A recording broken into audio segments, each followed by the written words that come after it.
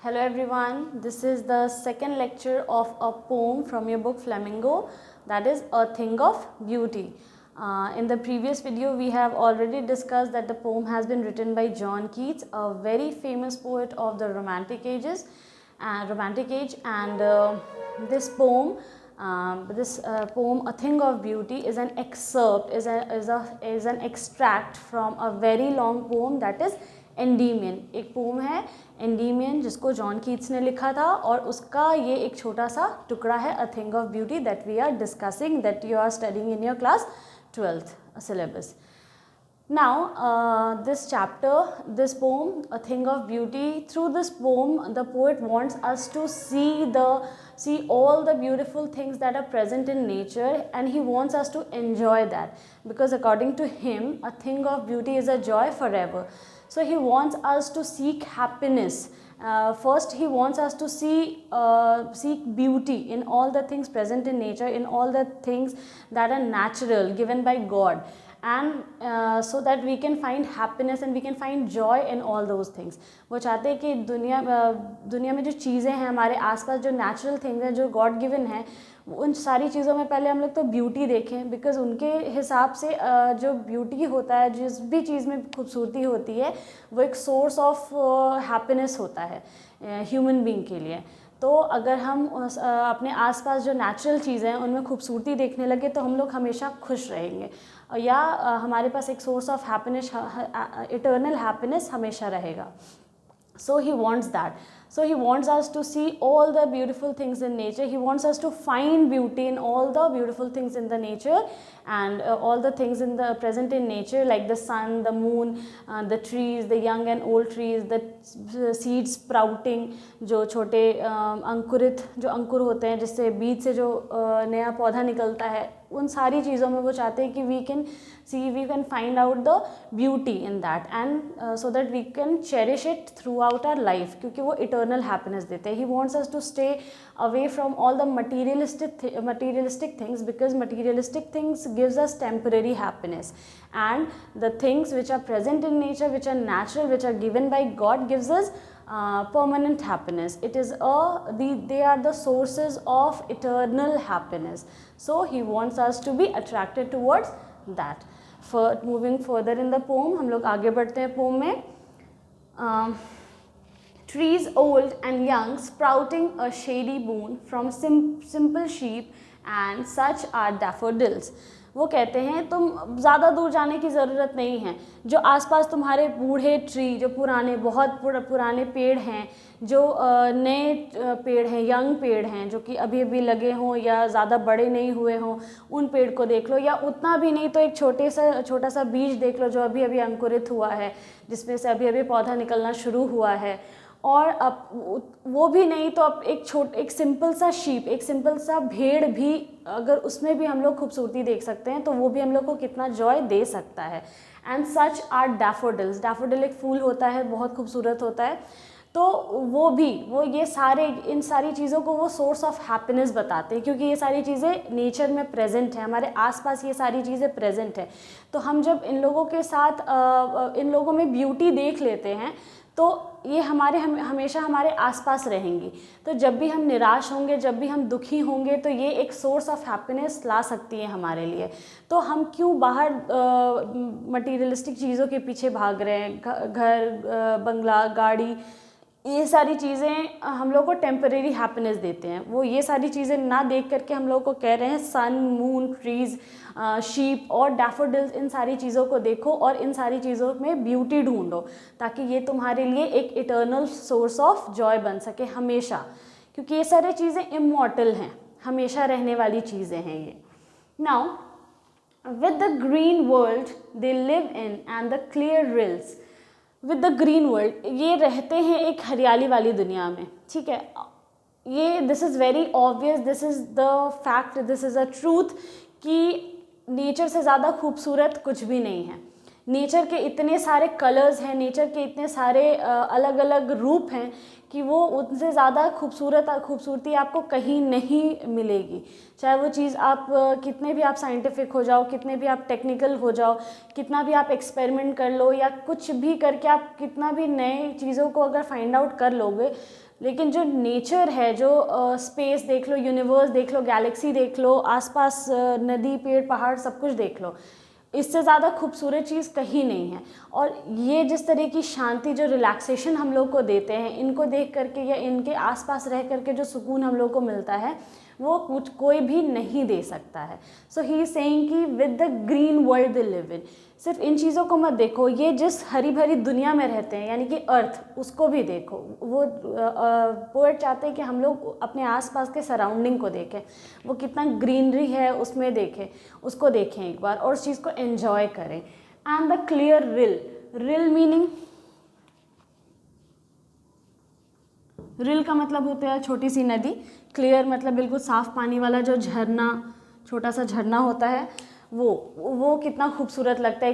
एक आसपास पूरी हरियाली हो, सुंदर सा बागान हो और या खेत हो या फिर सुंदर सा एक बहुत बड़ा सा मैदान, फील्ड हो और वहाँ एक छोटा सा झरना बह रहा हो एकदम साफ़ पानी का। रिल मीन्स ठंडा या फिर साफ़ पानी का जो झरना होता है वो, ठीक है। तो वो अगर बहता दिखाई दे तो उससे ज़्यादा खूबसूरत आप अपने आप में एक इमेजिनेशन क्रिएट करो। ये ऑब्वियसली एक इमेजरी भी है, पोएट चाहते हैं कि आप ऐसा इमेजिन करो कि अब हरी भरी दुनिया में एक छोटा सा, एक पतला सा ठंडी या साफ़ पानी का झरना, तो वो कितना ही खूबसूरत दिखाई देता है। पोएट हम लोग को इमेजिन करवा रहे हैं इन सारी चीज़ों को। That for themselves a cooling covert make, that for themselves a cooling covert make against the hot season। अब बहुत ज़्यादा गर्मी पड़ रही है, ठीक है, ये जो झरना है, ये जो छोटी सी पतली सी नदी होगी, नदी या झरना, ये उस कड़कड़ाती धूप में या समर सीज़न में या हॉट वेदर में ये कितना शांति, हम लोगों को कितना सुकून का सोर्स हो सकता है ये, है ना। क्योंकि वो उसमें कोई भी मुसाफिर, कोई भी राही जो होगा वो पानी पी सकता है, उसको थोड़ा सा रिलैक्स कर सकता है, थोड़ा आराम कर सकता है उस झरने या नदी के किनारे, थोड़ा सा ठंडा हो सकता है ना। तो ये एक छोटा सा नदी उसके लिए कितना बड़ा रिलीफ होगा, ये उसको कितना खुशी देगा।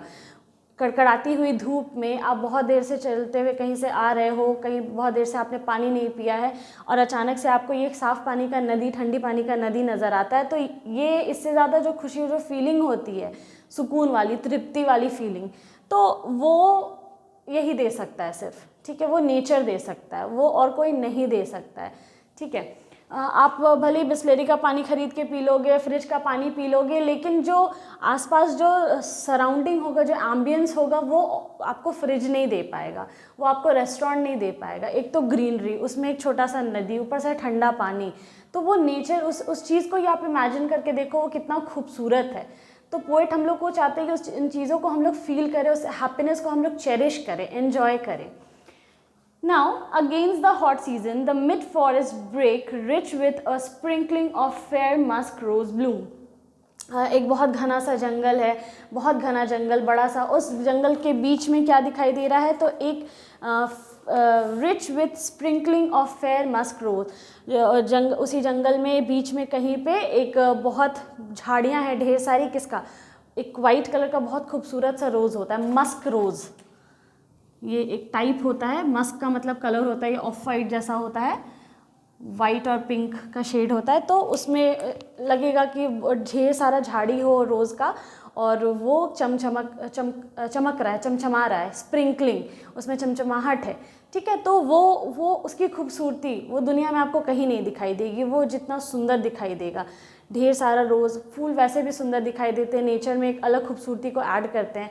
तो वैसे ही एक फॉरेस्ट है, the mid forest brake, brake का मतलब है बहुत ज़्यादा झाड़ी, मोटा सा झाड़ी होता है, फर्न समझते हैं, एक साइंस में आपने पढ़ा होगा, फर्न एक तरह का पौधा होता है, उसके पत्ते लंबे लंबे होते हैं, तो पूरा जो फॉरेस्ट है वो फर्न का है, ठीक है। उसके बीच में एक मस्क रोज़ का झाड़ी या एक फील्ड मिल जाए आपको, तो वो एक जंगल में आप चले जा रहे हो, घने जंगल में चले जा रहे हो, पूरा अंधेरा है, कहीं कोई फूल वूल नहीं है, उस बीच में आपको मस्क रोज़ का एक ढेर सारा गुच्छा या एक पूरा झाड़ी मिल जाए, तो पोएट उस इमेजिनेशन के बारे में बात कर रहे हैं, ठीक है। जैसे डेजर्ट में एक छोटा सा ओएसिस मिल जाए, पानी का छोटा सा नदी, तालाब, ऐसा कुछ मिल जाता है, तो उन सारे वो सब नेचर से रिलेटेड है। वो सारी जो खुशियाँ हैं, वो सारा जो हैप्पीनेस है, उसकी ब्यूटी भी है उसमें, और उसमें खुशी भी है, उसमें सुकून भी है, उसमें रिलैक्सेशन भी है।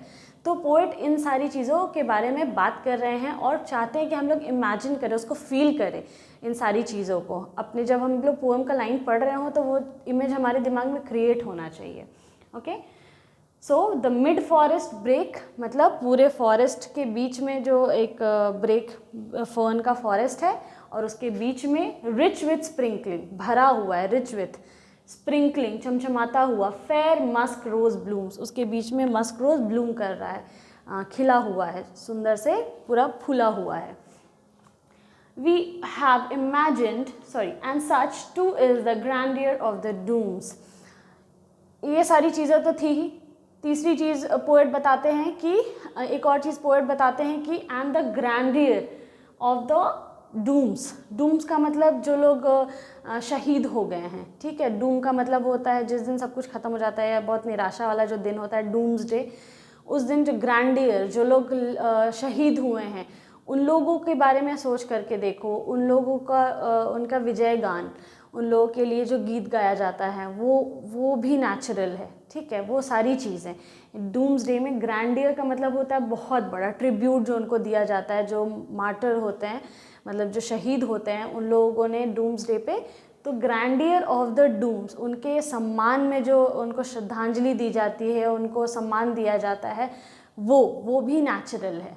उसको भी इमेजिन करने के लिए पोएट बोल रहे हैं कि वो भी नेचुरल, उसमें भी देखो तो ब्यूटी ढूंढ सकते हैं हम लोग, वो भी कितना खूबसूरत है।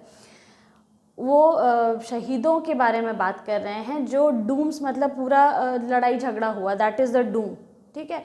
और उसके बीच में हमारा जीत जाना, विक्ट्री, तो दैट इज़ द ग्रैंडियर, ठीक है। तो वो जो शहीद हुए, उतने लोग जो लड़े, उसके बीच में जो जीत हासिल होती है, उसकी खुशी, वो अलग हैप्पीनेस देती है। तो पोएट इसको भी ऐड करते हैं। We have imagine for the mighty dead, और उनको भी इमेजिन करो जो माइटी मीन्स पावरफुल, जो बहादुर लोग, जो ग्रेट वॉरियर, जो चले गए, जो नहीं रहे, जिनका जो शहीद हो गए, उनको भी इमेजिन करने के लिए पोएट बोल रहे हैं। All lovely tales that we have heard or read, और इनके बारे में जितनी भी कहानियाँ हमने सुनी हैं या पढ़ी हैं, उनको इमेजिन करो, उनको सुनो, उनको बार बार दोहराओ और उनको याद रखो, और उसमें भी क्या करो, खुशियाँ ढूंढो, उसकी खूबसूरती को देखो कि किस तरीके से उन्होंने हम लोग अपनी जान की परवाह नहीं करके उन्होंने हमारे लिए लड़ाई की। तो ये कितनी खूबसूरत बात है कि किसी दूसरे के लिए अपने आप को सैक्रिफाइस कर देना। इसमें पोएट क्या कह रहे हैं कि खूबसूरती को ढूंढो। मैंने बोला आउटर ब्यूटी की बात यहाँ नहीं की जा रही है, इसमें इनर ब्यूटी की बात की जा रही है। तो वो उस सोल्जर्स का इनर ब्यूटी था जो उनको सैक्रिफाइस करवाया और हम लोगों के लिए लड़ने के लिए उनको आगे किया, हम लोगों को प्रोटेक्ट किया, वो हम लोग के देश को प्रोटेक्ट किया, या हर वॉर से हम लोगों को बचाया। So this was their sacrifice. और उनकी जो कहानियाँ जो हमने पढ़ी या सुनी है, उसको बार बार दोहराने के लिए बोल रहे हैं।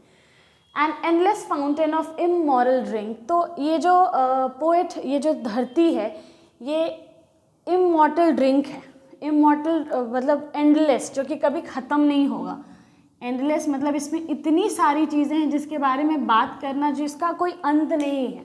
इस धरती पे ये जो अर्थ है, इसको बोल रहे हैं पोएट की ये एक यहाँ पे एंडलेस फाउंटेन है। ये एक एंडलेस फाउंटेन है इमॉर्टल ड्रिंक का। ड्रिंक का मतलब कोई जूस या एलिक्सर, कुछ भी जो पीने के का चीज़ होता है उसको ड्रिंक बोला जाता है। यहाँ पे पानी पीने की बात नहीं हो रही है यहाँ पे। यहाँ ड्रिंक इज़ नाउन के रूप में ड्रिंक को बोला गया है। तो जितनी भी चीज़ें हैं आसपास, वो समझो एक इमॉर्टल ड्रिंक है। जैसे शिव जी ने कैसे अमृत मंथन के टाइम पे जहर पी लिया था, तो वो क्या था, वो भी इमॉर्टल ड्रिंक था। और अमृत वो भी इमॉर्टल ड्रिंक है। तो इमॉर्टल ड्रिंक का मतलब होता है अमृत। तो ये जो पूरा धरती है, इस पर हर एक जो चीज़ जिसके बारे में पोएट ने बात की, वो सब अमृत है और वो एक फाउंटेन से आ रहा है। और वो फाउंटेन कहाँ है, कहाँ से आया है, वो गॉड का फाउंटेन है, भगवान का। Pouring on to us from the heavens brink. और ये कहाँ से आया, हेवन यानी कि भगवान के वहाँ से, स्वर्ग, ब्रिंक ब्रिंक का मतलब होता है किनारा, एकदम जो किनारा होता है, जैसे ग्लास, तो ग्लास का जो एकदम जो एज होता है उसको ब्रिंक बोला जाता है। तो उसी तरीके से वहाँ से वो भगवान ब्रिंक गिरा रहे हैं अपने ब्रिंक में से, हेवन में से उन सारी चीज़ों को। तो अर्थ तो भगवान का ही दिया हुआ है ना। तो अर्थ एक फाउंटेन है जिसमें ये सारी खूबसूरत चीज़ें हैं, जो एंडलेस ब्यूटी है, जिसको देख करके जिसमें ब्यूटी ढूंढा जाए तो कभी भी वो ख़त्म नहीं होगी। और सारी चीज़ें नेचर में जितनी भी हैं सभी खूबसूरत है, सभी ब्यूटीफुल हैं, जिसको कभी भी ख़त्म नहीं किया जा सकता है, ना ही वो कभी ख़त्म होगा, ना ही आप काउंट कर पाओगे। तो जब हमारे पास एंडलेस सोर्स ऑफ जॉय है तो हम लोग खुश क्यों नहीं हैं, ठीक है। और हम लोग क्यों खुशी इधर उधर ढूंढते हैं, पोएट ये बोलना चाह रहे हैं, ठीक है। सो ही वॉन्ट्स कि इन्हीं सारी चीज़ों में ह्यूमन जो इधर उधर हैप्पीनेस ढूंढता है मटीरियलिस्टिक चीज़ों में, वो उनमें ना ढूंढ करके जो भगवान की बनाई हुई चीज़ें हैं, जो उसने हेवन से गिराई हैं अर्थ नाम के फाउंटेन में, और वहाँ से जो इमॉर्टल ड्रिंक निकल रहा है, यानी कि जो अमृत हमारे आसपास है, सन, मून, स्टार और पेड़ पौधे, ये सारी चीज़ें, ये सब इमॉर्टल ड्रिंक्स है, सब अमृत है। इसमें खूबसूरती ना ढूंढ करके हम लोग इधर उधर क्यों भटकते हैं। इमॉर्टल का मतलब होता है जो हमेशा अमर रहता है, अमर, ठीक है। मॉर्टल मीन्स मरणशील, जो मर सकता है। इमॉर्टल मीन्स जो कभी नहीं ख़त्म हो सकता है, जो कभी नहीं मर सकता है।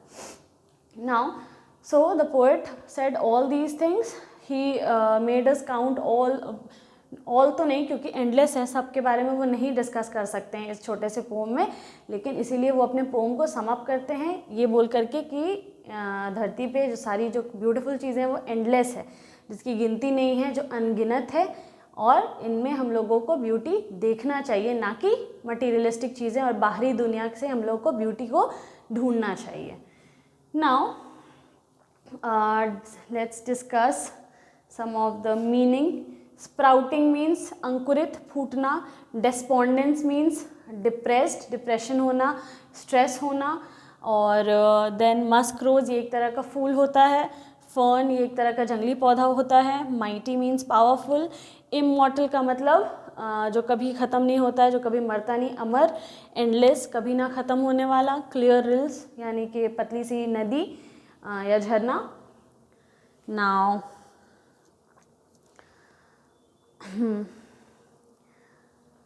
क्वालिटीज़ पोएट ने क्या क्या डिस्कस की हैं इस पोम में, कि ब्यूटीफुल थिंग्स का क्वालिटी क्या क्या होता है। पहला, इट गिव्स इटर्नल हैप्पीनेस, हमेशा खुशी देता है।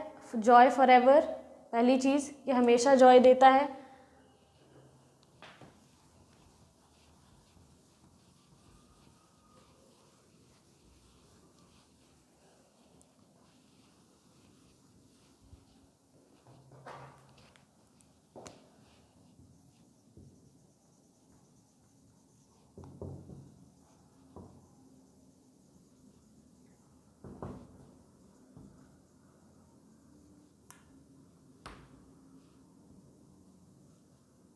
Quality of beautiful things, endless है, कभी ख़त्म नहीं होगा। एजलेस है, कोई निश्चित समय नहीं है इसके मरने का, ठीक है, समय बिल्कुल भी निश्चित नहीं है इसके ख़त्म होने का, इसके मरने का। नेवर गोज़ वेस्ट, कभी बर्बाद नहीं होता है, कभी ख़त्म नहीं होगा। जितना भी यूज़ करो, सन का सोलर एनर्जी जितना भी यूज़ कर रहे हो, ऐसा नहीं है कि ख़त्म हो जा रहा है, ठीक है। नेवर फेड्स अवे, ठीक है। नेक्स्ट इज शेल्टर, हम लोगों को शेल्टर देता है, शेड देता है, प्रोवाइड्स शेड और शेल्टर। जब भी हम लोग दुखी होते हैं, अगर हम लोग नेचर के किसी चीज़ का हेल्प लें और उसमें खुशियाँ ढूंढें, तो ऐसा नहीं है कि नेचर कभी भी आपको निराश करेगा, कभी भी नहीं। इस पोम में जितनी भी चीज़ों की बात पोएट ने कही है, उन सारी चीज़ों में खूबसूरती है। और अगर हम लोग अपने हैप्पीनेस को उनमें ढूंढें, सपोज़ आप किसी दिन बहुत दुखी हो या कोई इंसान बहुत ज़्यादा परेशान है, तो पोएट ने जो नेचर में जो चीज़ों की बात की है, जिन चीज़ों की, अगर उसमें हम लोग अपने हैप्पीनेस को ढूंढें, if we seek happiness in all those things, तो वो हम लोग को कभी भी निराश नहीं करेगा, कभी भी नहीं। हमेशा वो हम लोग को छाया देगा, हमेशा शेल्टर देगा, अपना आश्रय देगा और हमेशा हम लोग को खुश करेगा। नेक्स्ट, रिलैक्स करता है, कंफर्ट करता है ना। हम लोग, मैंने बोला कि कभी बहुत ज़्यादा इमेजिन करो, आप बहुत ज़्यादा दूर जाने की ज़रूरत नहीं है। यहाँ पे ही, हमारे यहाँ पे ही एक लेक है बहुत फेमस, तो हम लोग झील, तो ज़्यादातर वहाँ शाम में भीड़ होती है, लोग वहाँ पे जा कर के बैठते हैं, रिलैक्स करते हैं, बहुत सारे लोग वहाँ पे वॉक करते रहते हैं, तो पूरे दिन का थकान निकालते हैं वहाँ पे जा कर के। लोग वहाँ पे रिलैक्स करने के लिए जाते हैं, कंफर्ट ढूंढते हैं नेचर के बीच में, ठीक है। तो वो उनको कहीं ना कहीं अच्छा लगता है, इस वजह से लोग उसका सहारा लेते हैं और अपने अपने डिप्रेशन, अपने स्ट्रेस को मिटाने के लिए, कम करने के लिए नेचर का सहारा लेते हैं, डायरेक्टली और इनडायरेक्टली। शायद वो उनको पता नहीं है, लेकिन वो बहुत ज़्यादा ही उनको कंफर्ट प्रोवाइड करता है वहाँ बैठना। अकेले बैठ जाओ कभी शांति से, सुकून से, देखो आपको कंफर्ट फील होगा। तो रूम में ना बैठ कर के आप बाहर बैठो, आप बहुत ज़्यादा डिप्रेस हो, बहुत ज़्यादा परेशान हो, आप एक कमरे में बंद हो, तो आप यहाँ भी अकेले ही बैठे हो, लेकिन यहाँ आपको बहुत अनईजी फील होगा। लेकिन आप जा कर के बाहर किसी पेड़ पे या किसी बेंच पे, नदी के किनारे, झील के किनारे बैठ के देखो, आपको बहुत अच्छा फील होगा, बहुत ज़्यादा। तो नेचर हम लोग को हमेशा कंफर्ट प्रोवाइड करता है। Next, things that causes us pain. क्या क्या चीज़ें हैं जो हम लोग को पेन कॉज करती है? ये तो क्वालिटी था ब्यूटीफुल थिंग्स का। इल हेल्थ, ग्लूमी डेज, स्वास्थ्य खराब होना, पुरानी बीती बातों, जो उदास दिन थे उनके बारे में सोचना, फिर डिप्रेशन, ये इन सारी चीज़ों को सोच करके डिप्रेस होना, लैक ऑफ गुडनेस, किसी चीज़ में अच्छाई नहीं देखना, तो ये सारी चीज़ें हम लोग को पेन देती हैं, हम लोग को दुख पहुंचाती हैं। Now let's discuss the themes of the chapter. Themes भी देखा जाए तो यही है ऑलमोस्ट।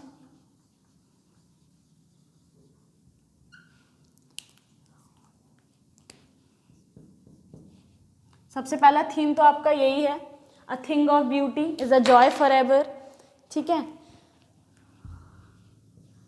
सीक हैप्पीनेस, सबसे पहला चीज seek happiness. Praise nature, nature की सराहना करना।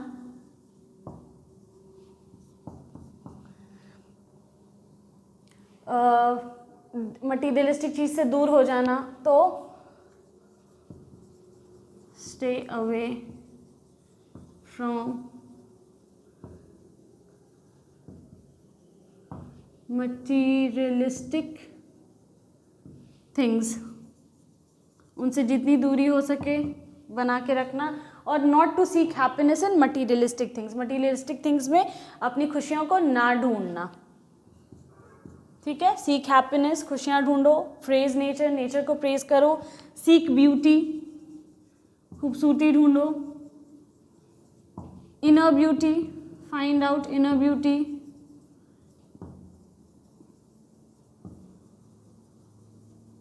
तो आउटर ब्यूटी है वो एक ना एक दिन खत्म हो जाएगा, लेकिन इनर ब्यूटी कभी भी खत्म नहीं होती है। आउटर ब्यूटी किसी भी चीज़ का, वो एक ना एक दिन ख़त्म हो जाएगा, वो अपीयरेंस पुराना हो जाएगा। या एक बच्चा ही अपने बुढ़ापे तक, एक बच्चे का जन्म होता है और फिर वो बूढ़ा होता है, उसमें उसके हर एक फेज़ में, वो बचपन में कितना ही खूबसूरत हो, कितना ही सुंदर हो, कितना ही प्यारा हो, लेकिन वो एक समय उसका आउटर ब्यूटी वो बाहर जा कर के बाद में जाके ख़त्म हो जाता है।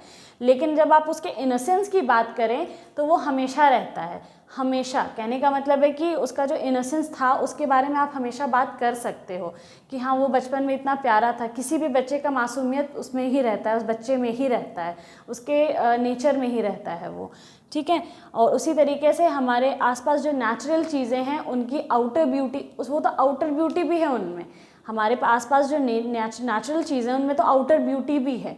तो सिर्फ इनर ब्यूटी की बात नेचुरल चीज़ों की तो करते ही नहीं है, लेकिन जब ह्यूमन की बात आती है तो पोएट हमें आउटर ब्यूटी देखने के लिए नहीं, इनर ब्यूटी देखने के लिए बोल रहे हैं, प्रेज कर रहे हैं। नेक्स्ट, इस पोम में एलिटरेशन यूज़ किया गया है। एलिटरेशन मैंने आपको बताया था, यूज़ ऑफ डिफरेंट साउंड्स, कुछ फिगर ऑफ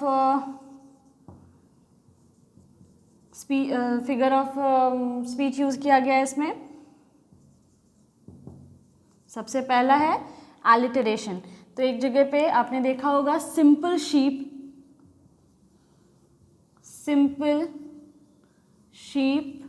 एंड सच।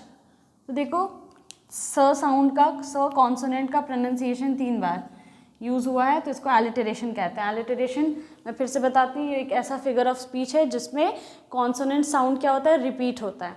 तो स सिंपल शीप एंड सच, स इसीलिए ये एक फिगर ऑफ स्पीच है। देन मेटाफर एक जगह पे यूज़ हुआ है,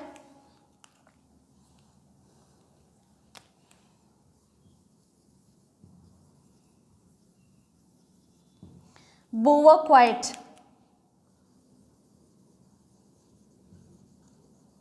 बोवर क्वाइट का मतलब होता है, बोवर का मतलब मैंने बताया था, ऐसा चीज़ जो छाया देता हो, ऐसा जगह जो पेड़ की छाया, उसको बोवर कहते हैं। और क्वाइट तो शांति। तो शांत कौन रह सकता है, इंसान रह सकता है। तो एक ऐसा क्वालिटी जो नॉन लिविंग थिंग के साथ जिसको कंपेयर किया गया है बिना सच और लाइक लगाए, एज और लाइक लगाए, तो मेटाफर, ठीक है, कंपैरिजन किया गया है शांति को बोवर, शेडी, शांत। Okay, now I think we have discussed all the things, more or less we have almost discussed all the things. ज़्यादातर चीज़ों को हमने डिस्कस कर ही लिया है। थीम्स यही हैं, seek happiness, praise nature, stay away from materialistic things, seek beauty. जब तक ब्यूटी नहीं ढूंढोगे तो हैप्पीनेस नहीं मिलेगा। फाइंड इनर ब्यूटी, अंदर की सुंदरता ढूंढो। फिर quality of beautiful things, endless होता है, एजलेस होता है, कभी भी ख़त्म नहीं होता है, शेड देता है, शेल्टर देता है, कंफर्ट देता है। फिर ये सारे फिगर ऑफ स्पीच यूज़ किए गए हैं। फिगर ऑफ स्पीच और भी यूज़ किए गए हैं, लेकिन वो आपके क्वेश्चन और उसके हिसाब से नहीं है, 12th लेवल पे वो नहीं आते। इमेजरी बहुत सारी यूज़ की गई है इसमें। इमेजरी जैसे मैंने आपको बताया कि in the middle of the forest break, वहाँ पे इमेजरी यूज़ की गई है।